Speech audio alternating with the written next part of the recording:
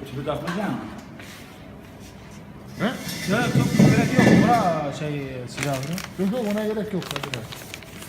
Şimdi bu buraya bağlanıyor. هذا حساس هذا. هذا حساس Burada حرارة. elektrik var çeker. هون هون.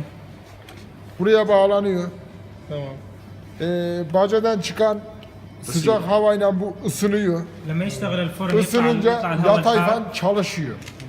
Fişi takmazlarsa bu ısınsa dahi yatay fan çalışmaz. لما يشتغل الفرن تطلع الهواء الحار من وين؟ من عند المدخنة. من عند المدخنة وين الحساس يكون مركب؟ الحساس يكون مركب على المدخنة. فإذا ما كنت أنت مركب الفيش الحساس هذا ما راح يشتغل عشان يشغل مروحة التبريد.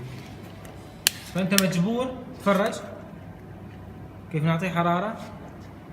65 derece sıcaklığı bulduğunda start alacak. 65 درجة 75 درجة Bağladık. 65 درجة عفوا يشتغل الفرن. Şu fiş takılı.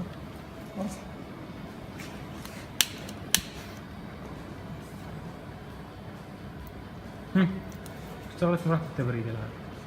Sıcaklığı gördü. Bunu bacada bağlı olduğunu düşün. Sıcaklığı gördü. Fan çalıştı. Bu 65 dereceye düştü. Fan durdu. متى ما تنزل درجة الحرارة على 65 المروحة توقف ما تشتغل. Bacadaki sıcaklık Fişe 65 takmaz derecenin ise altına düşerse kendini stop bu ediyor. açmaz. Açar. عند Açsa المدخنة da بس نزلت درجة elektrik الحرارة olmadan توقف fan المروحة. çalışmaz. Bak 65 derece düştü. Fan durdu. وقفت المروحة. 110 طبعا احنا عندنا 110 تمام. 110